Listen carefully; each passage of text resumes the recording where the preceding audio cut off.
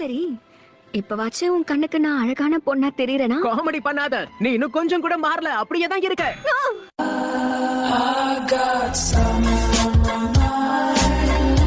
Sand வில்லேஜ்ல இவர்தான் சக்தி வாய்ந்த காசி காக்கி. அவர் மாயமா மறைஞ்சிட்டாரு அப்படின்னா சாசூரி, இதுக்கு காரணம் நீதானா? ஆமா கேள்வி, நானே தான்.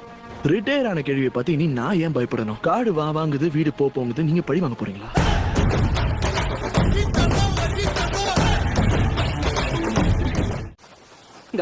நீங்க நல்லா தானே இருக்கீங்க. என்ன கேள்வி கேக்குற கண்ணா? என் உற்சாகமும் உழைப்பும் குறையறதுக்கு வாய்ப்பே இல்ல.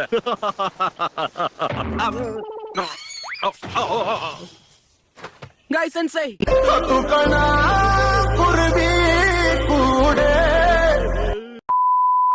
சரி போட்டும். என் கூட்டத்துல கலைஞனா நான் ஒருத்தனாவது மிச்சம் இருக்கனே. மட்டிக்கினாரு ஒருத்தரி இவரை காப்பாத்தணும், கத்திரி இவரை காப்பாத்தணும், கத்திரி. என்ன ஒரு ஆச்சரியம், ஒரு வழியா டேடரா கதையும் முடிச்சிட்டாங்க போல இருக்கே. அதுவும் சாதாரணமா இல்லையே, வேட்டை கொடுத்து கையிலே கொடுத்துருக்காங்கன்னு நினைக்கிறேன். இந்த இடத்த தொல்லாவனா இவனோட பாடி பார்ட்ஸ் எல்லாம் கிடைக்கும் போல இருக்கு. மரியாதையா என் கைய விடுற அறிவு கட்டவனே. ஏய், நீ இன்னும் சாவலியா?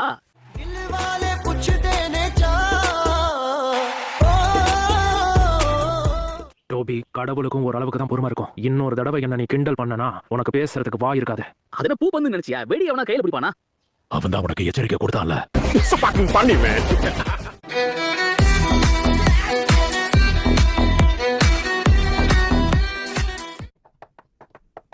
இருங்க லேடி சுனாரி, இந்த படக்கு இப்ப நான் ரெஸ்டாரண்ட் மிஷனை கொடுக்க போறேன். நிஜமாவா? எஸ் ரேங்க் மிஷனா? நிஜமாவா? நீங்க நல்லா தானே இருக்கீங்க எபிசோ சென்சே? ஒண்ணும் இல்ல, ஹாட் ஸ்பிரிங்ஸ்ல ரொம்ப நேரம் இருந்ததால ஜலதோஷம் பிடிச்சிக்கிச்சு.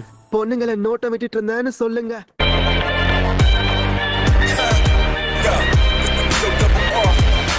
அவரோட பர்சனாலிட்டியை பொறுத்து தான் அவங்களுக்கு மோஸ்ட்லி நிக்நேம் வைப்பாங்க. இப்போ நருட்டோவே உதாரணமா எடுத்துக்கோயேன். அவன முட்டாள், வடிகட்டின முட்டாள், அறவைக்காடுன்னு எப்படி வேணாலும் கூப்பிடலாம். எப்போதும் நிறுத்து, இதுக்கு மேல டேமேஜ் பண்ணா பாடி தாங்காது. அப்படியா? பர்சனாலிட்டி பொறுத்துதானா? சாய், ஏன் இப்படி கீழே மேலே என்ன பார்த்துட்டு இருக்க? உன் அட்வைஸ்க்கு தேங்க்ஸ். உனக்கு ஒரு செல்ல பேரை யோசிச்சு வச்சிட்டேன், அழுக்கு மூட்டை.